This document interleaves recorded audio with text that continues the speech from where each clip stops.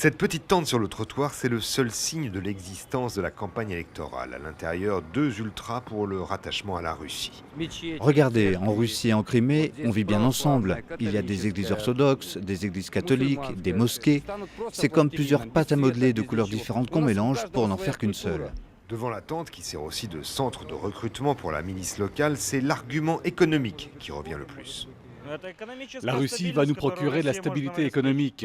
Je pense que je gagnerai plus ma vie. Le niveau de vie et les salaires sont beaucoup plus élevés en Russie. Personne ne répond officiellement aux pro-russes. Ici, ceux qui défendent la révolution de Kiev ont peur de manifester et leurs leaders locaux sont emprisonnés. Hier, le président de la commission électorale a annoncé l'arrivée d'observateurs issus de 21 pays, des nationalistes du monde entier qui, eux, ne poseront pas de questions sur la légitimité d'un référendum, avec 30 000 soldats russes comme témoins. Je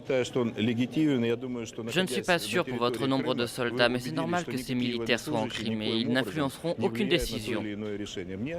En attendant dimanche, puis la nationalisation annoncée des banques, le cours de la grivna chute et hier, il fallait attendre 2 heures pour retirer 250 €, le maximum autorisé. Tout le monde pense que le référendum va avoir un effet sur le taux de change, peut-être avec un peu de délai, mais c'est pour ça que les gens veulent retirer tout leur argent maintenant. Le résultat du référendum ne sera connu que lundi, mais ces longues files d'attente devant les banques montrent bien qu'au-delà du discours nationaliste, les pro-russes n'ont pas réellement convaincu.